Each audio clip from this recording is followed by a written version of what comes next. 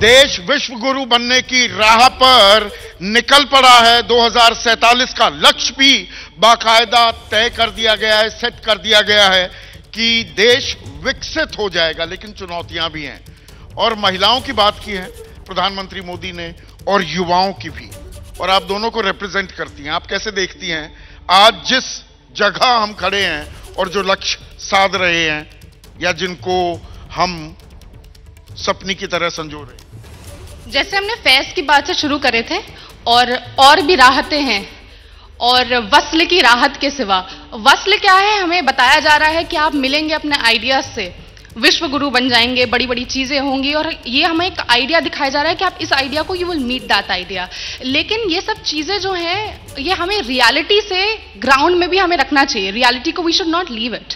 जब हम डेटा की बात करते हैं, we talk about comprehensive data, हम क्वालिटेटिव डेटा की बात ही नहीं करते, हम सब क्वांटिटेटिव डेटा की बात करते हैं। हम तीसरे स्थान पे पहुंच जाएंगे, ये हम बात करते हैं। हम कभी ये बात नहीं करते कि पर कैपिटा कितना गेन हो रहा है। और जब हम युवाओं की बात करते हैं, तो हम बात करते हैं बिना एजुकेशन को बोले, बिना एम्प्लॉयमेंट को बोले, या बिना मेंटल हेल्थ को बोले, तो हम एक पॉइंट मिस आउट कर देते हैं। और एजुकेशन भी इस तरह का होना चाहिए जो एम्प्लॉयमेंट ड्रिवन हो। अब हम जैसे 25 ईयर्स से कम लोग जो हैं, वो 40% लोग हैं इस देश में, लेकिन सीएमआई का डेटा बताता है कि 50% तो लगभग उसमें अनएम्प्लॉयड है। तो ये सब चीजों को कौन एड्रेस करेगा? एम्प्लॉयमेंट सबसे बड़ा मुद्दा है आज हमारे लिए। और जब हम खुद से स्किल डेवलपमेंट की बात करते हैं, डिजिटल इंडिया की करते हैं, स्किल इंडिया की बात करते हैं, बट ग्राउंड रियलिटी ये होती है कि क्लियरेंसेस में और ये सब चीज में आज भी बहुत टाइम लगता है। सिंगल विंडो क्लियरेंस बोलने के लिए तो अच्छा लगता है, लेकिन आज भी हम जाए तो कितनी एजेंसी से परमिशन लेनी पड़ जाती है ग्राउंड लेवल में। माहिरा, आप जो कह रही हैं वो अंग्रेजी में कहते हैं ना, the devil lies in the detail. Detailing में भी हम क्या जा रहे हैं। और शिक्षा की बात की माहिरा ने भी, दिबांग ने भी वो सवाल उठाया था। आप एनसीईआरटी के निदेशक भी रहे। पाठ्यक्रम में तो चलिए बदलाव होता रहेगा, पर वो पैसा जब तक शिक्षा के क्षेत्र में नहीं जाएगा, तब तक क्या हम सही मायने में शिक्षित हो पाएंगे? क्या एक बड़ी दिक्कत है कि हम अपने जीडीपी का बहुत कम फीसद ही शिक्षा को देते हैं? मैंने ये 6% वाली बात 1968 से मैं लगातार सुनता आ रहा हूं, और कोई ऐसी सरकार केंद्र में नहीं थी जिसने वादा न किया हो। सभी ने किया। मैंने उनकी मजबूरियों का अध्ययन करने का भी प्रयास किया है, और बहुत हद तक मैं उसको समझता हूं। मैं 5 साल मंत्रालय में संयुक्त सचिव भी रहा हूं। पैसा जाना चाहिए, लेकिन ये भी याद रखना चाहिए, क्योंकि हम केवल नकारात्मकता ही देखते रहें, उससे तो कुछ होने वाला नहीं। कि जैसे वुमेन एंड चाइल्ड डेवलपमेंट, उधर भी बजट जाता है। स्किल डेवलपमेंट की मिनिस्ट्री अलग हो गई है, दिखाने में वो पैसा उसमें नहीं है, लेकिन वो भी वो पर शायद ये भी नहीं मालूम होगा स्किल मंत्री कौन है हमारा। ये बात, मंत्री कोई भी हो या ना हो, लेकिन बजट तो वहां जाता है। तो मैं समझता हूं पैसे की कमी उतनी नहीं है जितनी कमी लोगों की और लीडरशिप एट वेरियस स्टेजेस की है।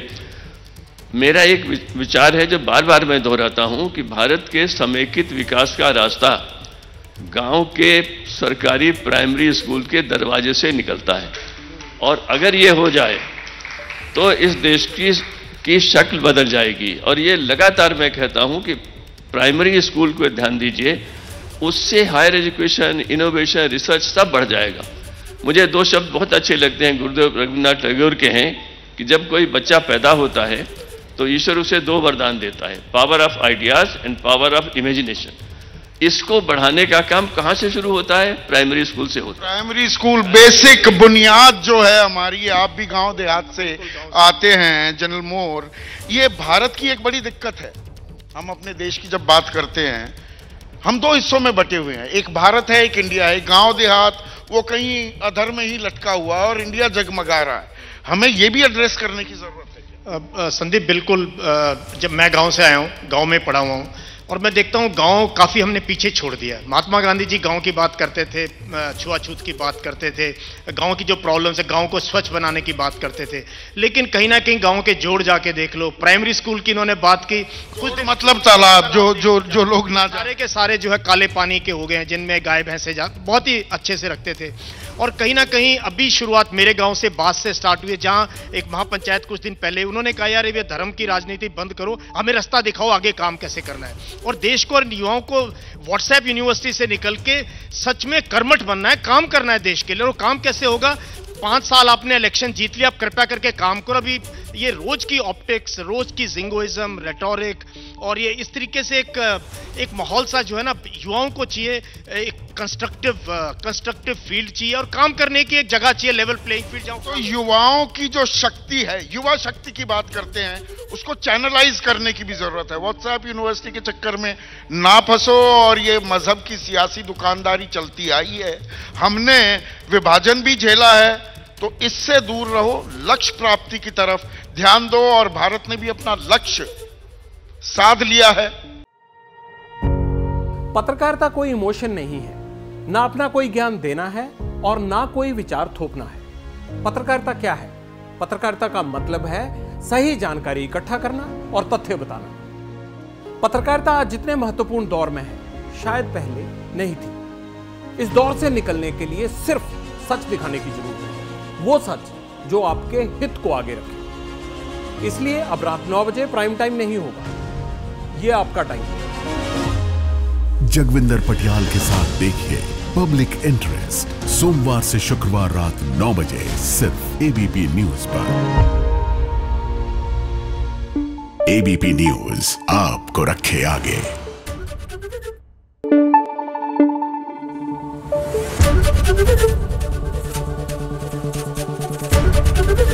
एबीपी न्यूज आपको रखे आगे।